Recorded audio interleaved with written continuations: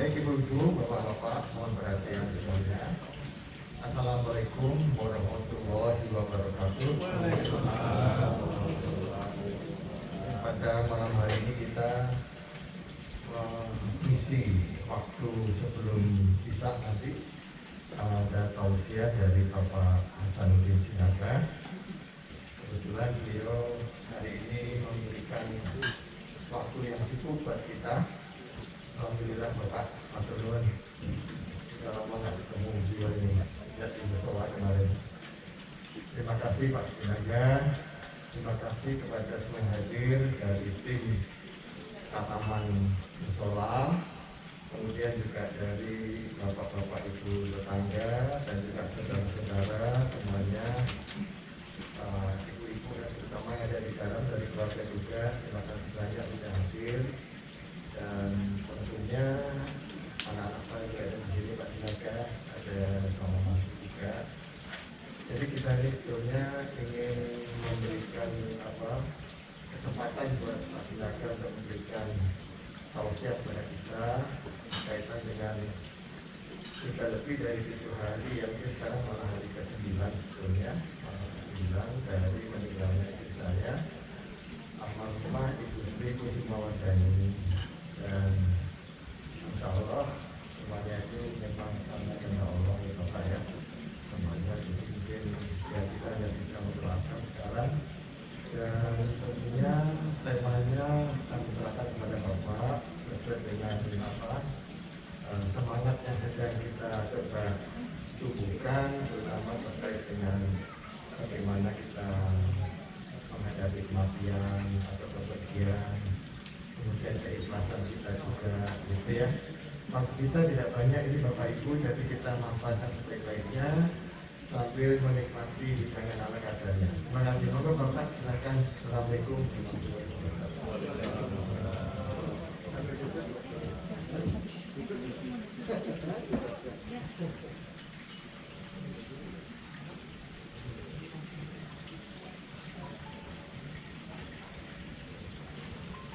Assalamualaikum warahmatullahi wabarakatuh. Assalamualaikum warahmatullahi wabarakatuh. Waalaikumsalam.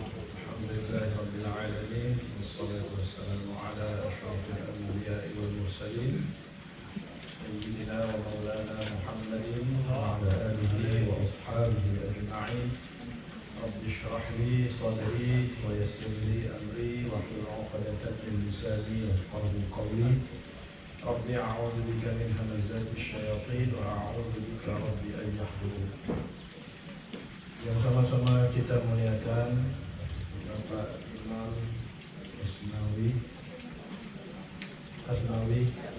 Ernawi, Bapak Imam Ernawi dan keluarga besar sebagai sahibul musibah, kemudian jamaah musholla yang ada di lingkungan kita ini, dan andai tolak kerabat yang hadir pada malam ini. Sama-sama kita hadir dalam rangka bertakziah, memberikan hiburan kepada sahibul musibah, karena 9 hari yang lalu telah berpulang rahmatullah almarhumah Ibu Sri Kusumawardhani binti R. Abdul Qadir Kusuma Atmajah. Mudah-mudahan kehadiran kita malam ini adalah wasilah kita menyampaikan doa kepada almarhumah. Semoga almarhumah dilapangkan di dalam kuburnya, amin, diampuni segala dosa-dosanya, dilipat gandakan seluruh pahala amal kebajikannya, dan dijadikan kuburnya raudhah min riyadhil jannah. Bapak Ibu sekalian, mungkin waktu kita menjelang Isya ini saya bukan berceramah ya, mungkin anggaplah ini sharing biasa saja.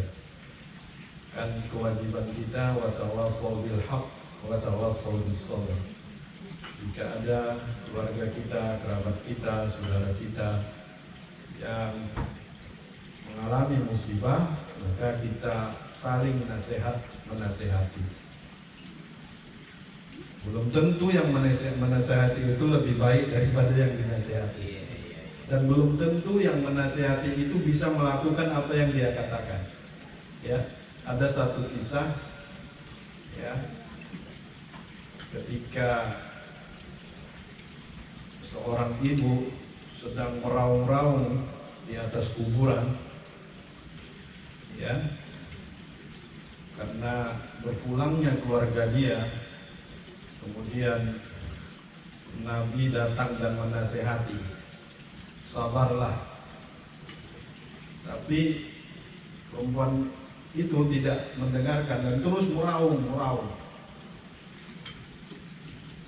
Dan sambil berkata, kalian bisa berkata sabar, tapi yang merasakan saya. Kalau kalian merasakan seperti ini, mungkin kalian juga sama. Setelah itu dia kemudian dijelaskan bahwa yang menasihati itu adalah Rasul. Baru kemudian dia, oke, saya sekarang sabar. Kata Nabi apa? Sabar itu adalah pada pukulan yang pertama tadi. Jadi kalau sekarang sabar setelah tahu bahwa yang memberi nasihat itu Rasul, ya itu sebenarnya belum sabar. Sabar itu ya pada saat pertama kali dia mendapat musibah, dia bersabar. Nah, tentu kewajiban kita di sini dalam rangka ya memberikan penyejuk kepada suatu musibah, ya, mengingatkan dengan beberapa ayat dan hadis Nabi SAW. Bapak Ibu sekalian, Imam Ali radhiyallahu an pernah berkata, tidak ada sesuatu yang pasti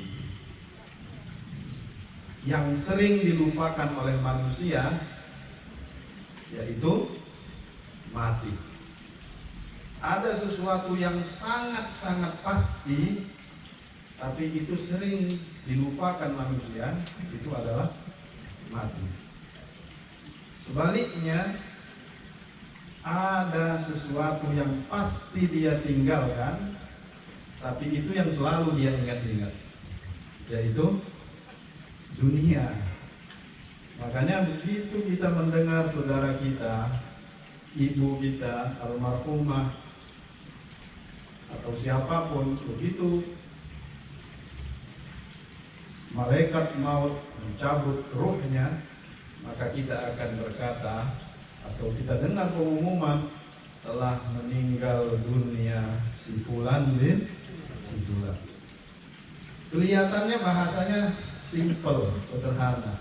Tapi kalau kita renungkan, telah meninggal dunia, artinya apa? Artinya bukan hanya rumahnya, bukan hanya suaminya, bukan hanya anaknya, bukan hanya mobilnya, bahkan dunia ini pun dia tinggal. Dia sekarang berada di alam yang bukan alam dunia ini. Itulah yang disebut dengan alam barzakh.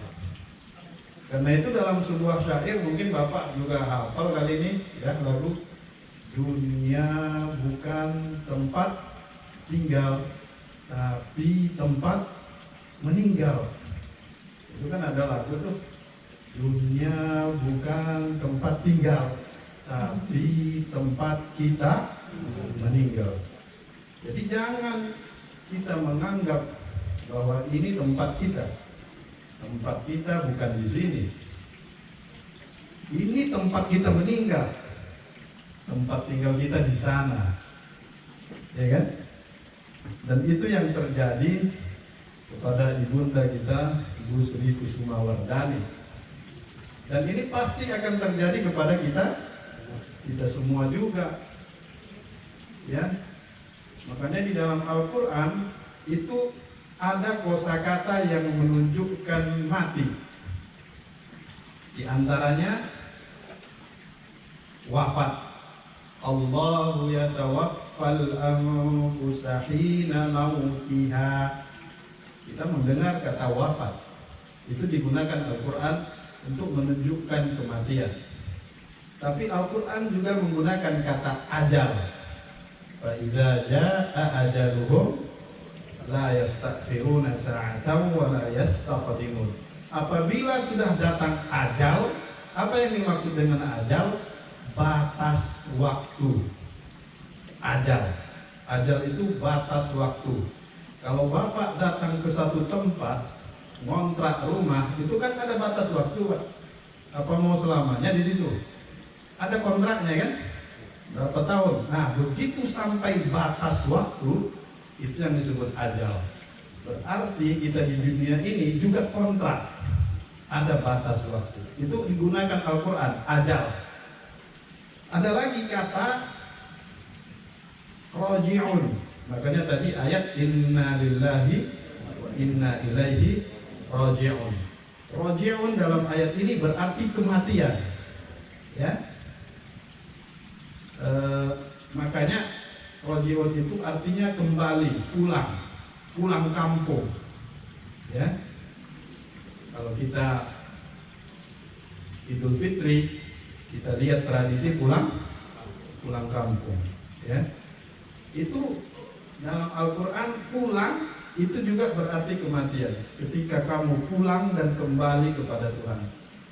Tapi ada juga kata yang keempat yang menunjukkan arti mati, dan itu terdapat di dalam surah An-Nahl ayat terakhir. Wa'bud rabbaka hatta ya'tiyakal yaqin. Coba Bapak lihat tafsir, lihat terjemahan, itu pasti kata yakin di situ artinya bukan yakin, tapi apa? Mati.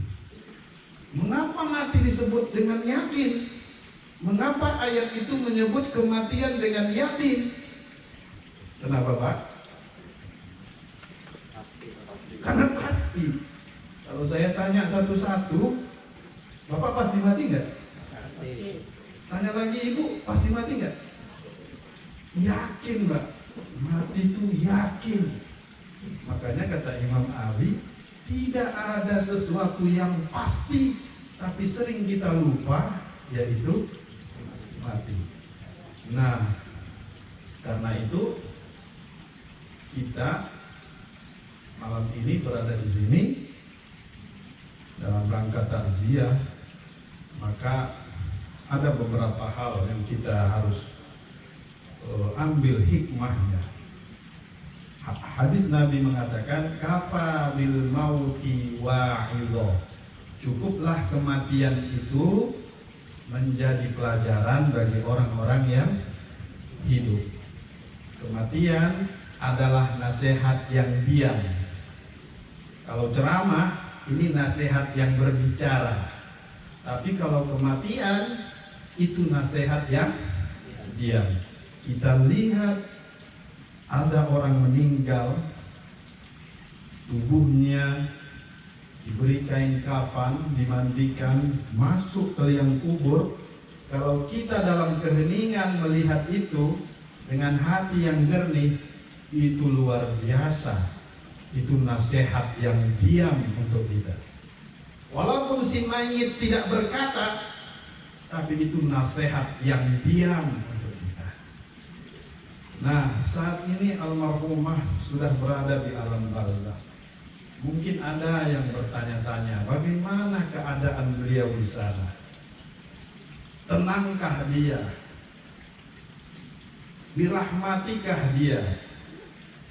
Ya, ini tentu kita tidak bisa menjawabnya secara empiris, karena tidak ada pengalaman orang yang mati hidup lagi dan bercerita, atau dia ngirim SMS atau WA kepada keluarganya. Tapi apa yang mereka rasakan secara metafor itu digambarkan dalam hadis, dalam Al-Quran, bahwa mereka di sana hidup, mereka mendapat rezeki, dan mereka namanya barzakh secara bahasa itu artinya pemisah.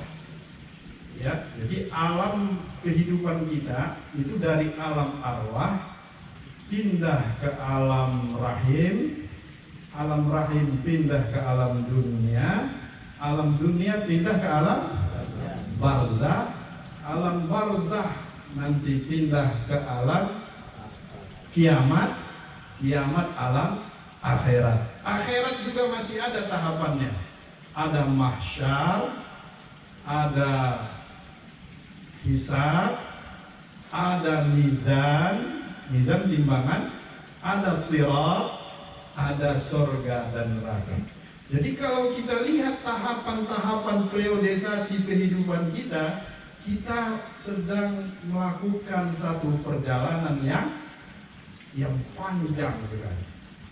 Nah sekarang almarhumah sudah masuk ke alam barzah. Barzah itu secara bahasa artinya pemisah, dinding antara alam dunia dengan alam kiamat. Jadi ini seperti ruang tunggu. Dia sudah tidak berada di alam dunia, tapi dia bukan masuk ke alam akhirat, tapi dia berada di antara dua alam itu. Bahkan diilustrasikan alam barzah itu seperti orang yang berada di ruang kaca. Dia sudah bisa melihat ke depan ke alam akhirat, di mana tempatnya nanti. Dan kalau dia menoleh ke belakang, dia bisa melihat dunia. Tapi dia tidak bisa keluar karena ada di ruang kaca itu. Tapi dia bisa melihat. Nah, itu metafor, gambaran-gambaran. Tapi secara detail kita tidak bisa mengetahui bagaimana keadaan mereka. Ya, yang dijelaskan orang-orang yang beriman maka dia akan ditemani oleh amal-amalnya, dia akan dinaungi dengan rahmatnya Allah, dan dia akan tidur nyenyak sampai nanti dibangunkan kiamat. Makanya ada ayat yang kita baca surah Yasin. Bagaimana Pak? Qalu ya wailana man ba'atsana min marqadina. Begitu kiamat datang, orang-orang beriman itu bertanya, ya, orang dalam kubur itu, siapa yang membangunkan kami dari tidur kami? Kalau tidur enak nggak Pak? Enak. Jadi mengapa ada orang yang membayangkan kubur itu begitu mengerikan? Ada siksa kubur, memang benar, ya. Di dalam ayat yang lain disebutkan, ya, bahwa orang-orang yang di dalam kubur itu dia semuanya menyesal. Hatta idza jaa ahaduhumul maut qala rabbir ji'un. Jadi semua orang yang berada atau mengalami kematian dan berada di alam barzah, mereka itu semua menyesal. Kenapa menyesal? Karena melihat bahwa masih banyak amal-amal yang belum dia kerjakan. La'alli a'malu salihan fima taraktu kalla innaha kalimatun huwa qailuha wa min waraihim barzakhun ila yaumi yub'atsun. Dan mereka akan selamanya di alam barzah itu sampai hari berbangkit. Jadi kalau begitu lebih panjang umur kita di alam barzah atau di alam dunia, Pak? Alam barzah. Iya kan? Imam Al-Ghazali wafat tahun 1111 Masehi. Mengingatnya gampang, Pak. 1111. Bapak pasti ingat itu. Itu tahun wafatnya Imam Ghazali. Angka satunya 1111. Sekarang tahun 2021. 2021 dengan 1111 kira-kira berapa tahun? Lebih 900 tahun ya? Lebih ya? Lebih. Artinya apa? Umur Imam Al-Ghazali, pengarang kitab Ihya Ulumuddin yang dibaca hampir di seluruh dunia Islam sebagai kitab tasawuf, itu umurnya di alam barzah sudah 900 tahun. Padahal waktu hidup Imam Al-Ghazali umurnya berapa? Cuman 55 tahun. Cuman 55 tahun Imam Al-Ghazali hidup. Sekarang di alam barzah sudah 900 tahun. Kalau begitu lebih panjang umur di mana? Di alam barzah. Dan nggak ketahuan kapan kiamat. Dan masih akan terus di alam barzah. Nah kalau begitu kita harus mengambil pelajaran dari kematian. Kita perlu bekal untuk perjalanan panjang.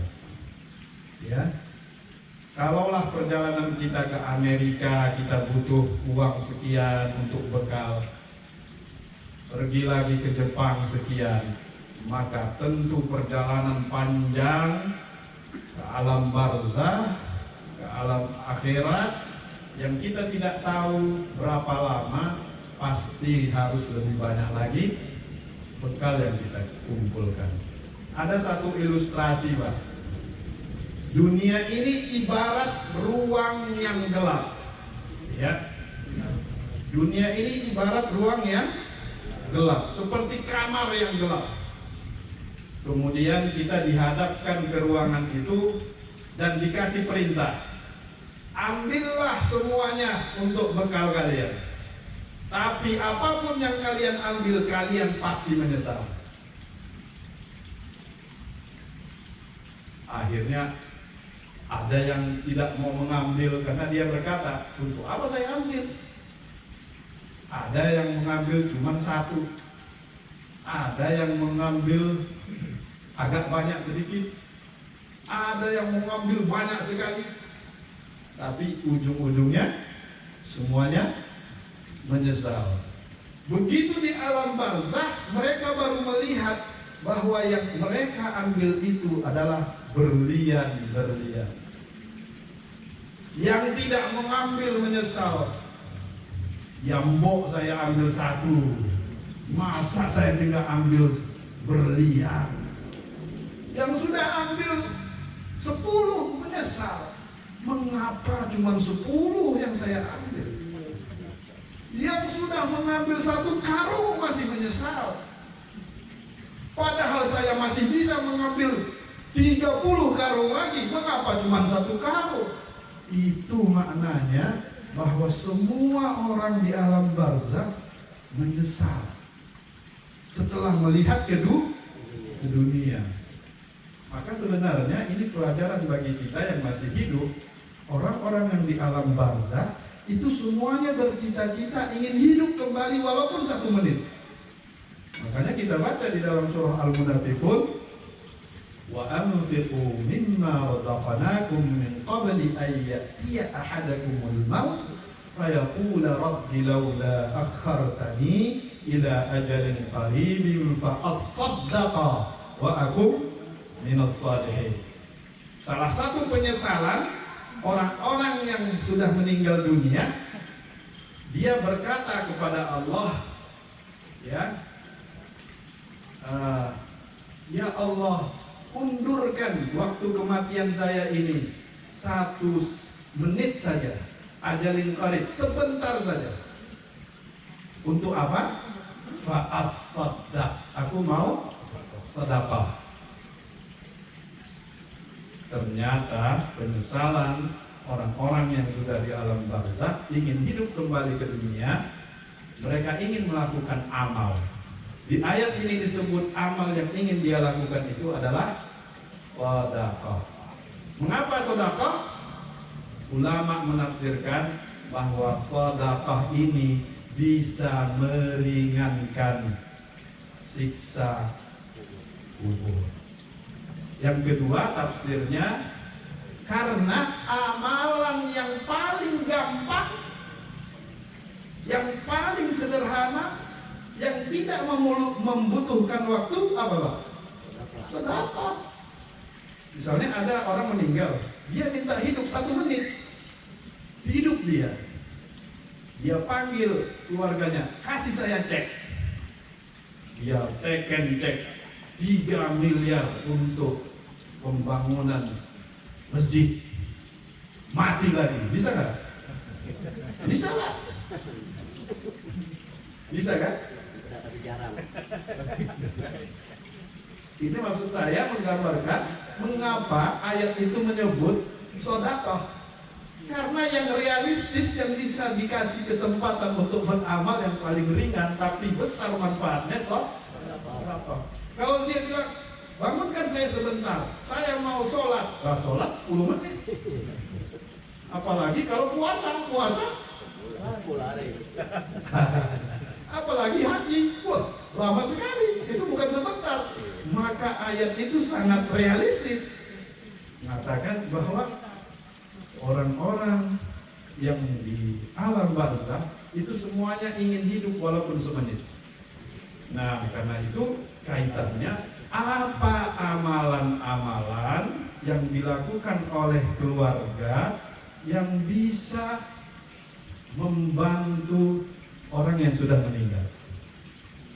Yang pertama, ya, kalau dia punya hutang, bayarkan hutangnya. Yang kedua, kalau dia belum haji, badalkan hajinya. Yang ketiga, kalau dia punya niat yang baik yang belum sempat dia lakukan dan keluarga bisa lakukan itu. Ya. Yang keempat, jika dia memiliki sahabat-sahabat yang selama ini akrab, maka jangan putus persahabatan itu. Anak-anak, keluarga tetap berkomunikasi dengan sahabat-sahabatnya. Yang kelima, kalau ada kebaikan-kebaikan yang meninggal yang sudah biasa dia lakukan, misalnya almarhumah ini sering berikan infak atau ada kebiasaannya setiap hari Jumat misalnya memberikan sedekah, maka cara berbuat baik kepada orang meninggal, lanjutkan kebiasaan-kebiasaan baiknya dulu. Dan itu akan menjadi jariah dia karena dilanjutkan oleh keluarganya. Itu yang membuat dia senang dan bahagia. Karena dia akan mendapatkan tambahan apa? Amal. Jadi salah satu hikmahnya alam barzakh itu si mayit masih mempunyai peluang untuk menambah amalnya. Karena ada hadis yang mengatakan, "Idza mata banu Adam inqata'a amaluhu illa min salas." Jika seorang anak Adamnya itu manusia meninggal, maka putus sudah amalnya. Karena dia udah mati. Gak mungkin lagi dia beramal. Gak mungkin dong dari dalam kubur dia ngeluarin tangan sedekah. Tinggal lari. Ada pada kabur. Nah, tapi kalau orang yang di dalam alam barzakh masih berpeluang akan mendapat tambahan amal dari 3 perkara. Pertama,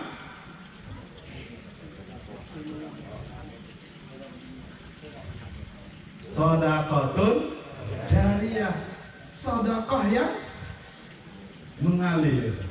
Mungkin dia dulu pernah berwakaf tanah, kemudian tanah itu dibangunkan masjid. Selama itu dipakai sampai hari kiamat, itu akan menjadi tambahan amal dia walaupun dia sudah mati.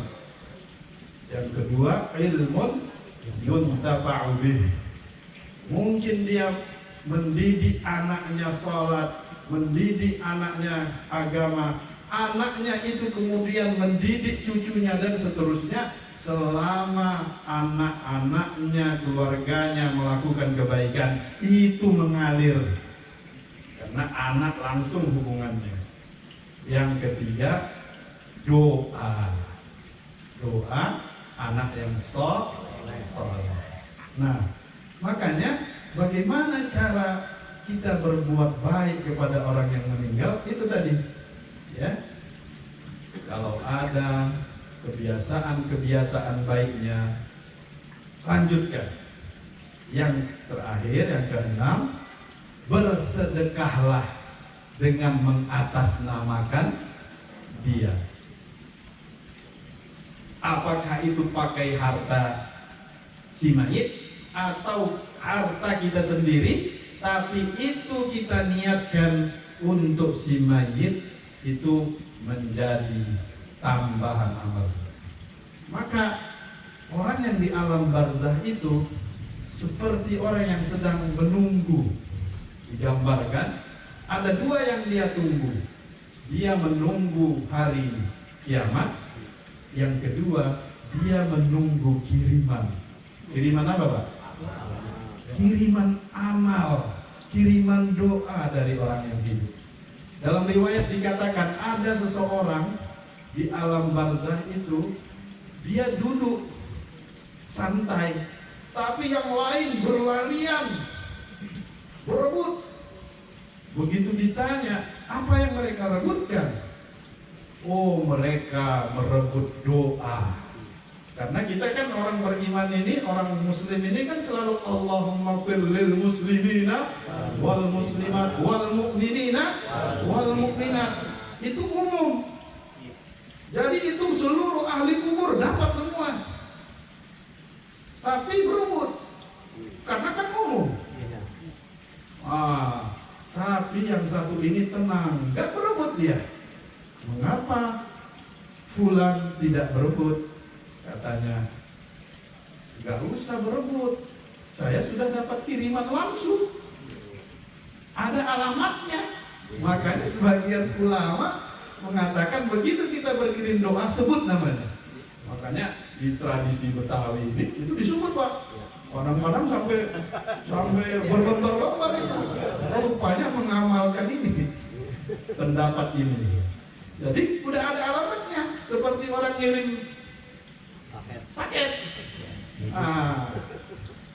Jadi kalau kita yang masih hidup ini teringat kepada almarhum, almarhumah yang sudah meninggal, bacakan Al-Fatihah, kirim, sebut namanya untuk Bunda almarhum Sri Kusuma Wardani binti R. Abdul Qadir Kusuma Atmaja. Itu sampai, Pak, sehingga dia tidak akan berebut seperti orang lain. Dan itu yang menyebabkan dia bahagia dan nyaman di alam. Ya. Salah satu yang kita lakukan ini malam ini, semuanya kita niatkan ini pahalanya untuk almarhumah. Semoga beliau tenang, nyaman di alam yang baru.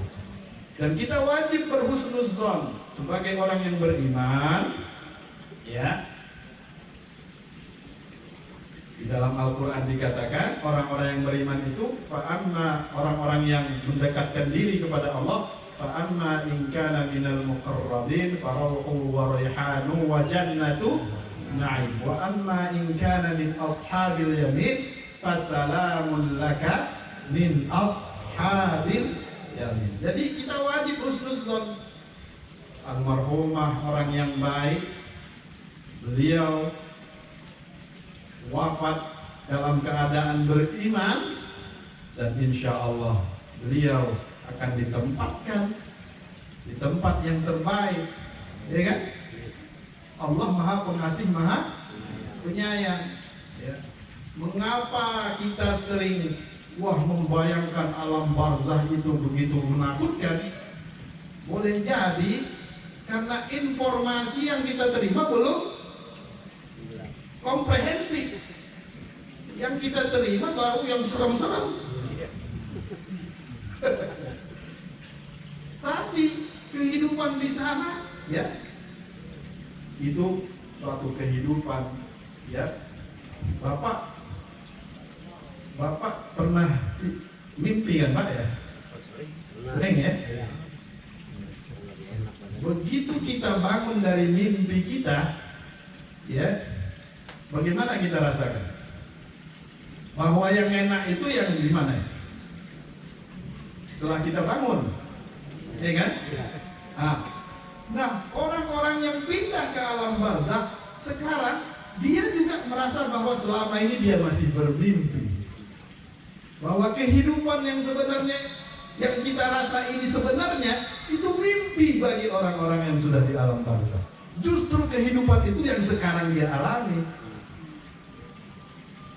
Jadi tidak selalu kita harus membayangkan alam barzah itu suatu yang menakutkan. Bagi orang-orang yang beriman, dia akan senang.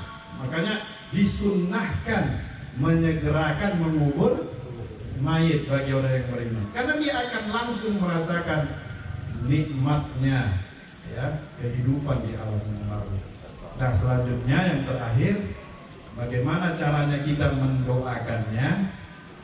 Bacakan Al-Fatihah setiap kita habis sholat.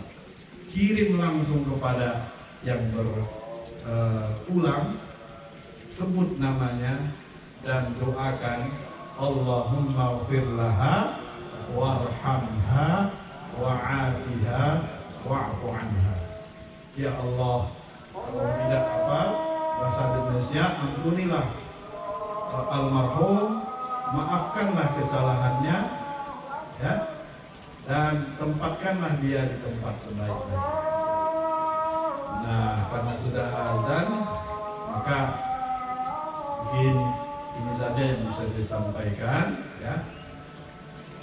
Mungkin ada perasaan sedih, saya bisa merasakan itu ya. Bapak kita, Bapak Imam Karnawi, putra-putra beliau, mantunya pasti merasa sedih.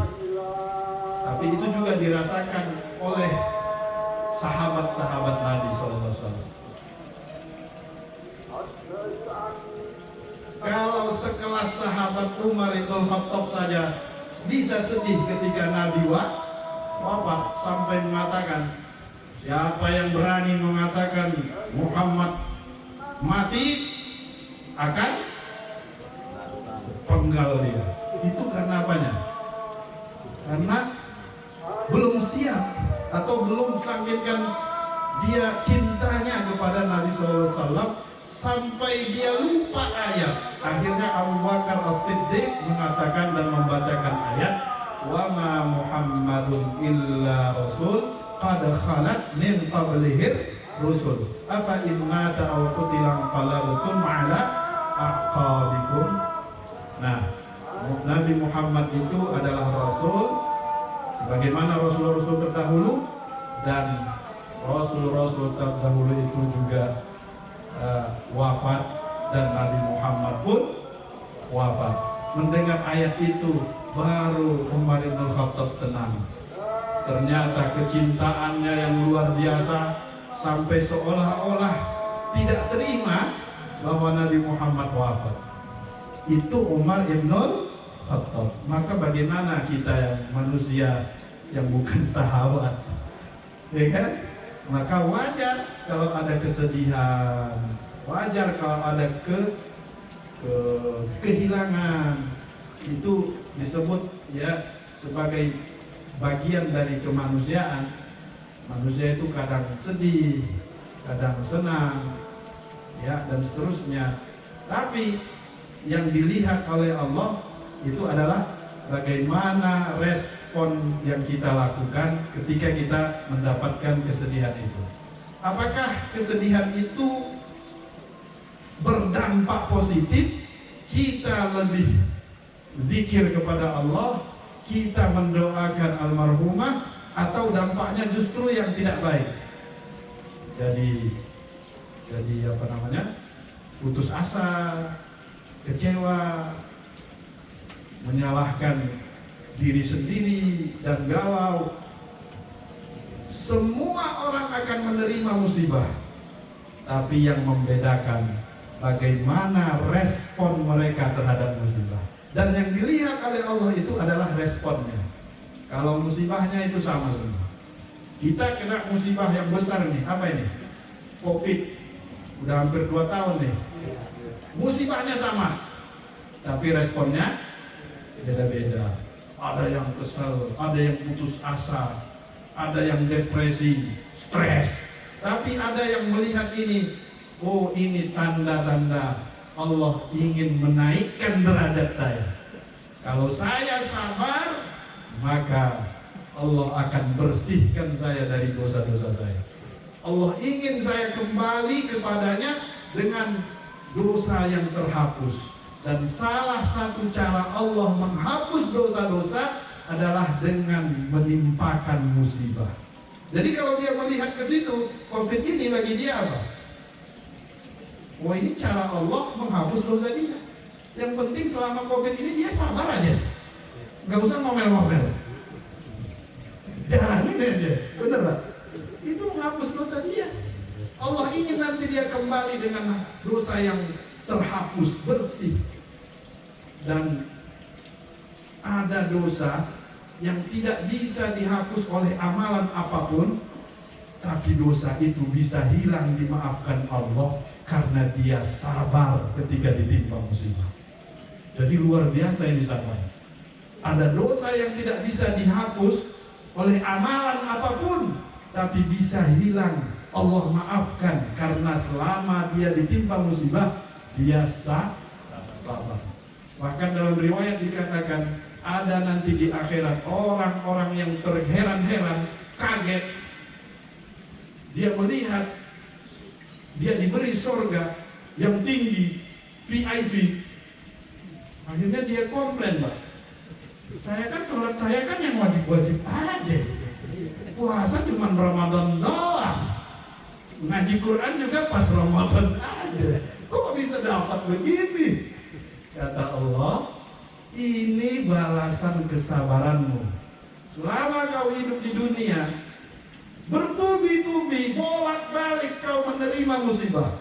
Baik musibah pribadi, musibah keluarga, musibah global, pandemi.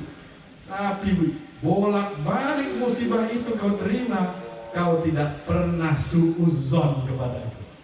Kau tetap husnuzon, berbaik sangka kepadaku. Kau tetap istiqomah beriman kepadaku. Ini dia surga yang tak terbayangkan oleh dia. Nah, boleh jadi amal apapun nggak bisa mencapai surga itu, tapi dia dapatkan dengan kesabaran dia selama hidupnya, tidak pernah suudzon kepada Allah. Mudah-mudahan ya ini saja yang bisa sampaikan, sudah komat ya. Mudah-mudahan yang singkat ini bisa menambah wawasan, memberikan sedikit penyejuk kepada sahibul musibah dan juga kepada kita semuanya. Mudah-mudahan Allah kuatkan iman dan Islam kita, dan kita kirimkan surah Al-Fatihah kepada almarhumah Ibu Sri Kusuma Wardani binti R. Abdul Qadir Kusuma Atmaja. Semoga almarhumah diampuni dosa-dosanya, dilipat gandakan seluruh pahala amal kebajikannya, dijadikan kuburnya raudhah min riyadhil jannah bi sirri asraril Fatihah.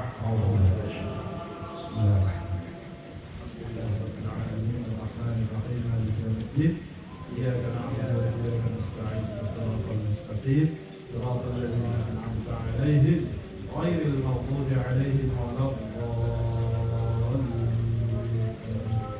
Ini saja yang bisa saya sampaikan. Jika ada yang benar itu datangnya dari Allah, jika ada yang salah itu pasti dari diri saya sendiri.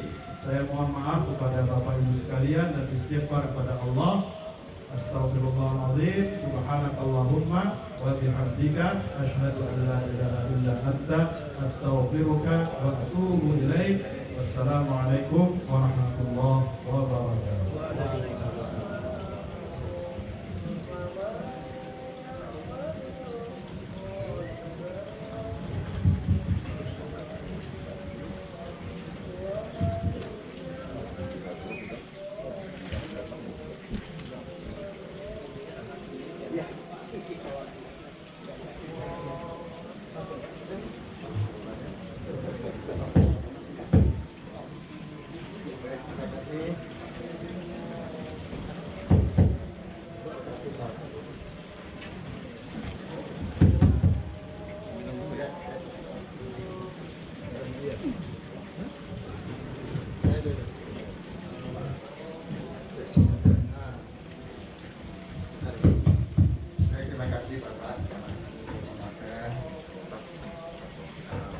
Sharingnya berfungsikan, saya kira khususnya bagi saya dan keluarga sangat bermakna Bapak.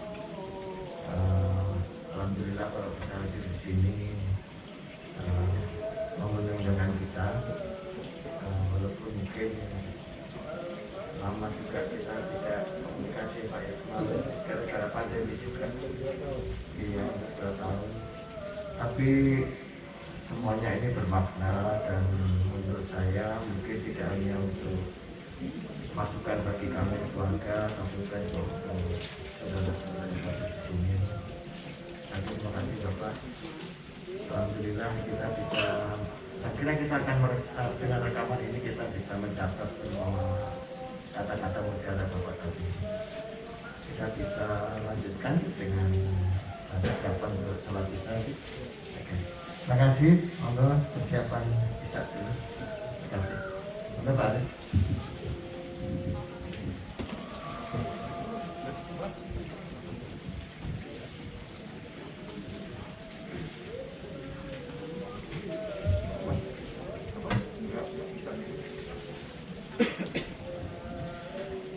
Allahu Akbar, Allahu Akbar, Allahu Akbar, Allahu Akbar. Asyhadu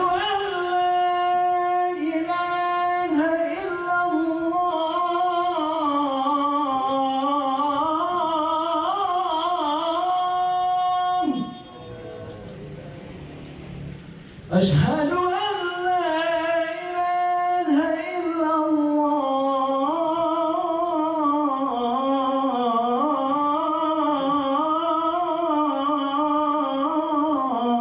لا إله إلا الله أشهد أن محمدًا رسول الله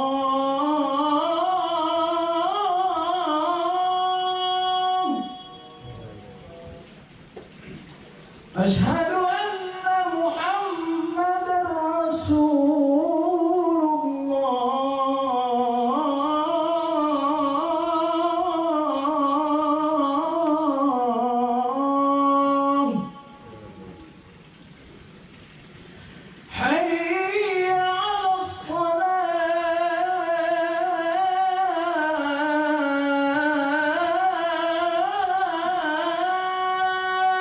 حي على الفلاح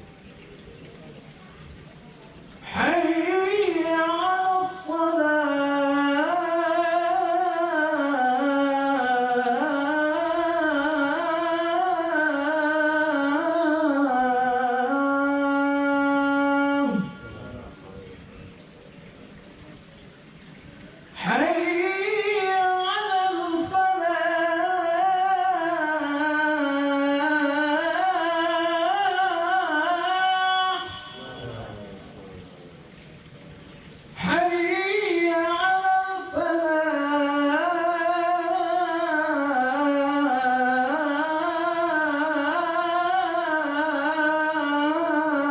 الله أكبر الله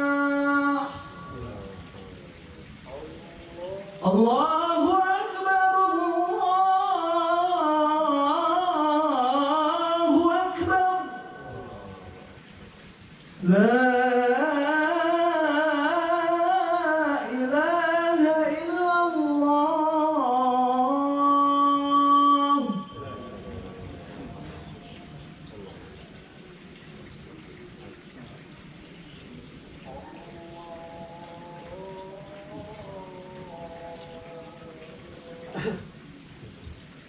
الله أكبر الله أكبر أشهد أن لا إله إلا الله أشهد أن محمدا رسول الله حي على الصلاة حي على الفلاح قد قامت الصلاة قد قامت الصلاة الله أكبر الله أكبر لا إله إلا الله محمد رسول الله.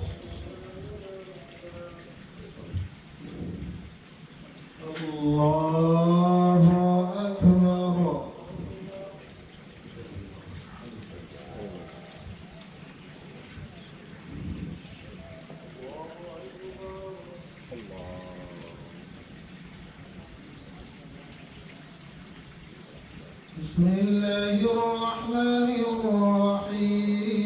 الرحيم الحمد لله رب العالمين الرحمن الرحيم مالك يوم الدين إياك نعبد وإياك نستعين اهدنا الصراط المستقيم صراط الذين أنعمت عليهم غير المغضوب عليهم ولا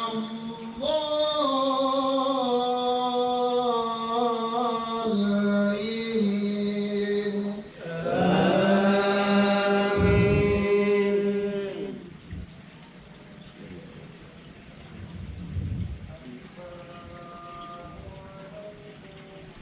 وهو الذي خلق الليل والنهار والشمس والقمر كل في فلك يسبحون وما جعلنا لبشر من قبلك الخلد أفإن مت فهم الخالدون كل نفس ذائقة الموت ونبلوكم بالشر والخير فتنة وإلينا ترجعون الله أكبر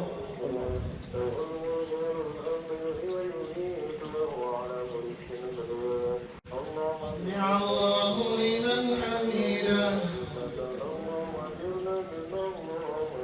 الله أكبر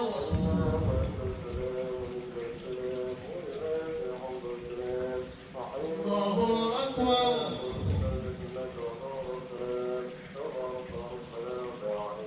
الله أكبر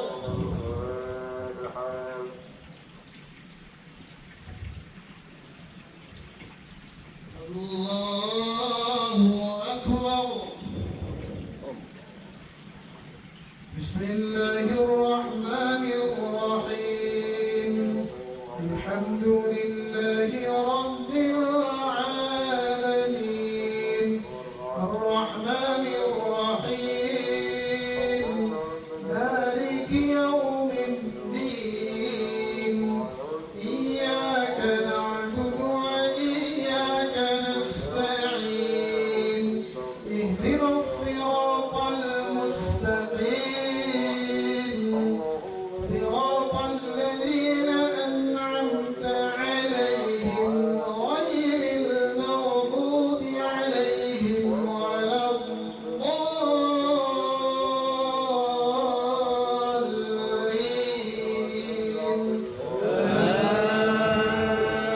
الضالين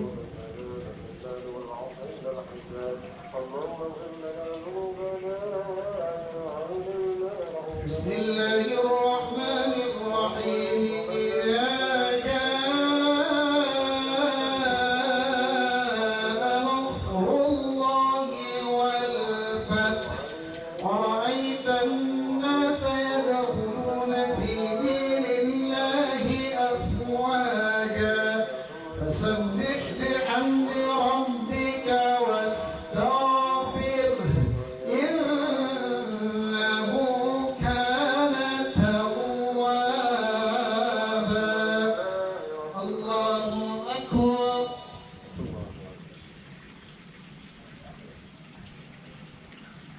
سمع الله لمن حمده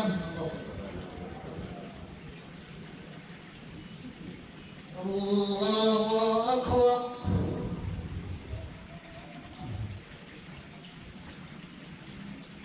الله أكبر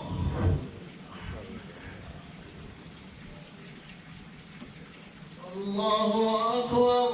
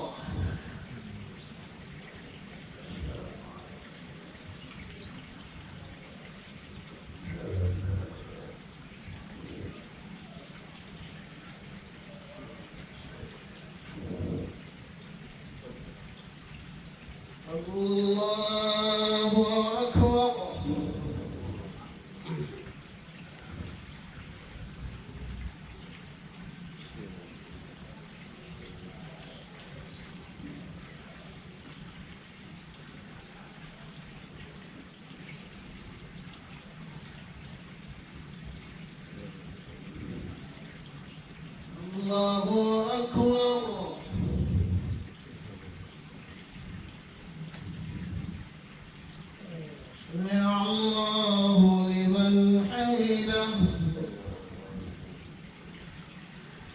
الله أكبر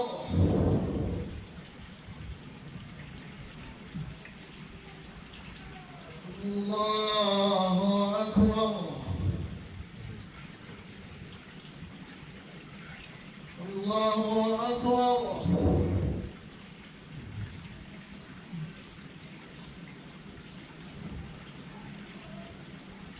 الله أكبر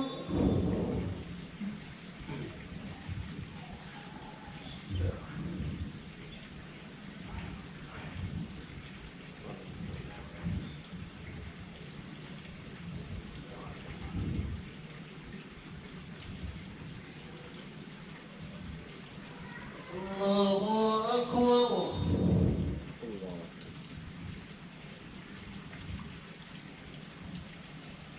سمع الله لمن حمده الله أكبر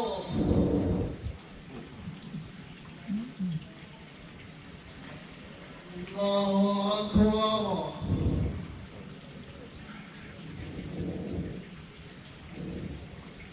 الله أكبر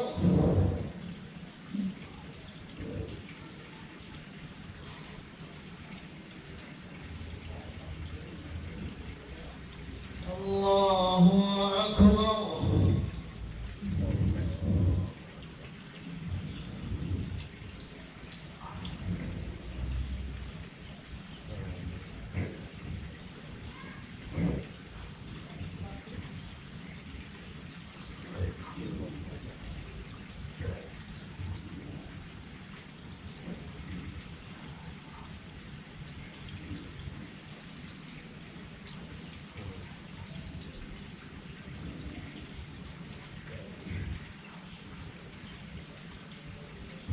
السلام عليكم ورحمة الله السلام عليكم ورحمة الله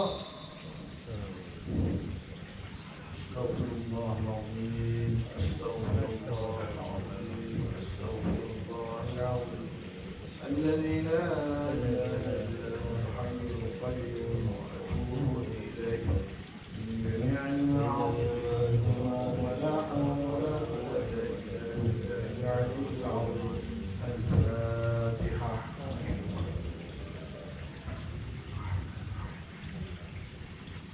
صراط المستقيم أعوذ بالله من الشيطان الرجيم بسم الله الرحمن الرحيم الحمد لله رب العالمين والصلاة والسلام على أشرف الأنبياء والمرسلين سيدنا محمد وعلى آله وصحبه أجمعين اللهم تقبل منا إنك أنت السميع العليم تب علينا إنك أنت التواب الرحيم اللهم اغفر لنا ذنوبنا ولوالدينا وارحمهم كما ربونا صغارا جميع المسلمين والمسلمات والمؤمنين والمؤمنات الأحياء منهم والأموات برحمتك يا أرحم الراحمين ربنا هب لنا من أزواجنا وذرياتنا قرة أعين واجعلنا للمتقين إماما اللهم اصرف عنا الوباء والبلاء اشفنا شفاء تاما وعافنا في أبداننا واخرجنا مما نحن فيه من الهم والحزن والكرب اللهم إنا نعوذ بك من المرض والجنون والجذام ومن سيء الأسقام ونعوذ بك اللهم من زوال نعمتك تحول عافيتك وفجاءة نقمتك جميع سخطك برحمتك يا أرحم الراحمين ربنا ظلمنا أنفسنا وإن لم تغفر لنا وترحمنا لنكونن من الخاسرين ربنا آتنا في الدنيا حسنة وفي الآخرة حسنة وقنا عذاب النار صلى الله على سيدنا محمد وعلى آله وصحبه أجمعين سبحان ربك رب العزة عما يصفون سلام المرسلين والحمد لله رب العالمين. الفاتحة. استعين بالصراط المستقيم.